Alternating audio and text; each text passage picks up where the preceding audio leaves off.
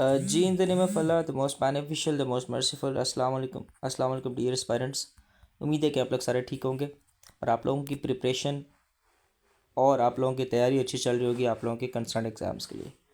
आप लोग उर्दू का पेपर दे आए होंगे पीएमएस पंजाब का, और आज हम उर्दू के पेपर को एनालिसिस करेंगे। असल में ये वीडियो मैंने कल बना ली थी, बट द थिंग इज़ कि उसके बाद मेरी आवाज़ जो है वो रिकॉर्ड सही नहीं हुई, बड़ी शोर आ रहा था माइक में, तो मैं इस वीडियो को दोबारा रिकॉर्ड कर रहा हूँ।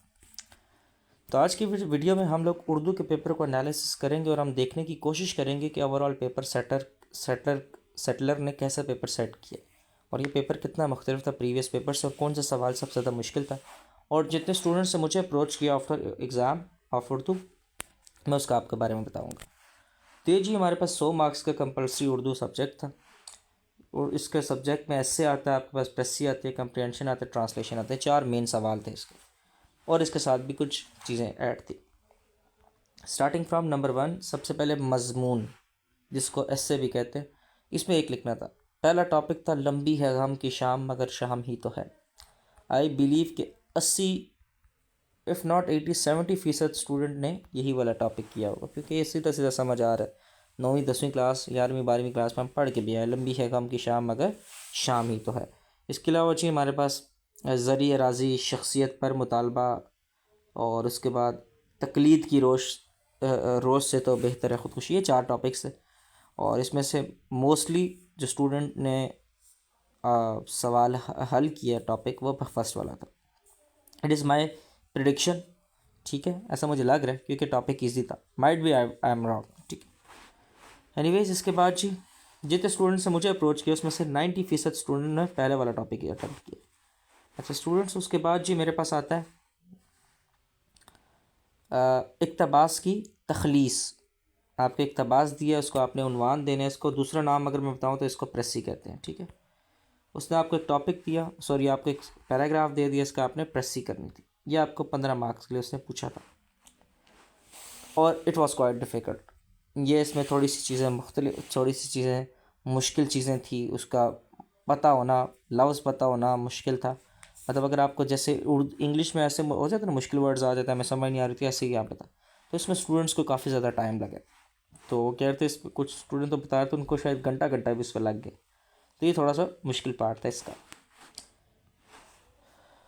इसके बाद मेरे पास ये बड़े इजी थे।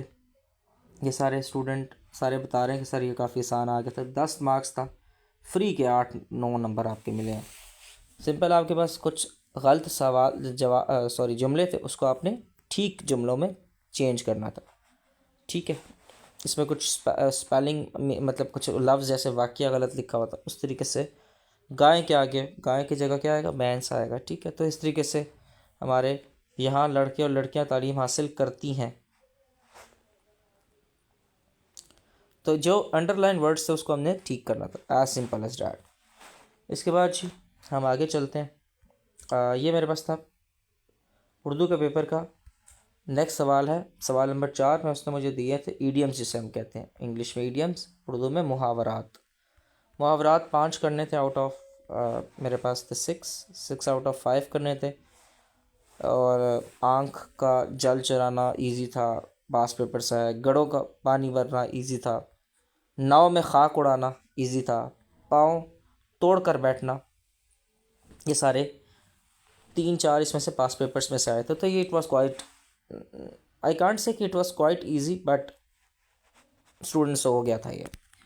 3-4 एक हर किसी को आते थे। उसके बाद द मोस्ट डिफ़िकल्ट पार्ट कहीं से भी आ सकता था, वो था हमारे पास ट्रांसलेशन। आफ्टर प्रेसी जो सबसे ज़्यादा स्टूडेंट को दरपेश आया, जिसमें टाइम लगा और मुश्किल पेश आई, वो थी हमारे पास तशरीआत। इसमें हमारे पास 6 टॉपिक्स थे, आउट ऑफ 6 में से हमने 3 करने थे, और उसका हमें शायर का नाम भी पता होना चाहिए था कि कौन से शायर में से कौन सा शायर का है। आप मुझे बता दीजिएगा इफ़ यू वांट, तो मैं आप लोगों के लिए व्हाट वी विल डू कि हम लोग इसको सॉल्व भी कर लेंगे, ठीक है। ओवरऑल पेपर ये वाला मुश्किल था। इसमें मुख्तलिफ थे, लामा इकबाल, परवीन शाकिर, और बाकी भी आवाज़ सींग के। इसमें से मुख्तलिफ चीज़ों, मुख्तलिफ शख्सियात के, मुख्तलिफ शायरों की चीज़ें उठाई हुई थी। तो इसके बाद जी नेक्स्ट है मेरे पास इंग्लिश टू उर्दू, सिंपल। अंग्रेज़ी में हमारे पास ट्रांसलेशन पैसेज है, इसको हमने किस में चेंज करना, उर्दू में, ठीक है, उर्दू तर्जुमा। और एक ही पैराग्राफ था, उसको हमने करना था, और ये थोड़ा सा आसान था, इजी था। तो this was all about today's analysis of paper. Overall बात करूँ तो स्टूडेंट को जिसमें सबसे ज़्यादा, अच्छा इसमें सबसे पहले हम देख लेते हैं एवरेज। देखिए मैं हमेशा आपको एवरेज मार्क्स बताता हूँ, ये नहीं है कि सारों के यही आएंगे एवरेज मार्क्स। जो सॉरी जो 30 में से ये वाले 30 मार्क्स हैं ना, इसमें से जो स्टूडेंट्स ने मुझे बताया है, वो कह रहे थे कि जी सॉरी, तो इस 30 में से ना ज़्यादातर स्टूडेंट के तकरीबन 15 तक आ जाएंगे। मैं उन एवरेज बता रहा हूँ आपको। इस 15 में से ना जो स्टूडेंट्स बता रहे थे उनके, if I add 8 marks from this, इसके बाद इस 10 में से मैंने आपको बताया ये फ्री के मार्क्स थे, इसमें से 8 भी अगर मैं लगाऊँ, ठीक है, अगेन बता रहा हूँ कि मैं ऑन एवरेज मार्क्स आपको बताने की कोशिश कर रहा हूँ।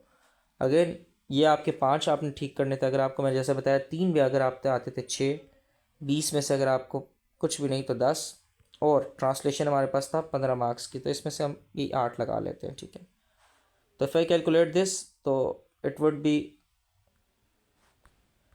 24 and this would be 16 and 15, 10 5 1 2 3 4 5, तो 55। तो मतलब ऑन एवरेज आप लोगों के 55 to 60 एवरेज, क्या पता 60 70 भी आएंगे, इंशाल्लाह आएंगे स्टूडेंट्स के, लेकिन ऑन एवरेज आपके 50 प्लस मार्क्स बन रहे हैं, ठीक है। तो this was all about today's paper. Setter, जो पेपर सेटलर था उसने बड़ी गेम खेली है आपके साथ, कुछ चीज़ें इंतहाई ईजी तो कुछ चीज़ें इंतहाई मुश्किल एंड टाइम टेकिंग दी है।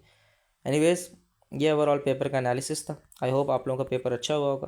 Please do let me know in the comment section कि अगर आपने पेपर दिया तो आपने क्या एक्सपेक्ट किया, आपके आउट ऑफ 100 कितने मार्क्स आपने एक्सपेक्ट किए, और अगर आप पेपर में अपीयर होते तो आपके कितने मार्क्स आ जाते। दोनों सूरतों में आप बताइएगा। कोई भी क्यूरी होती है please do let me know in the comment section. अपना ख्याल रखिएगा। पाकिस्तान जिंदाबाद।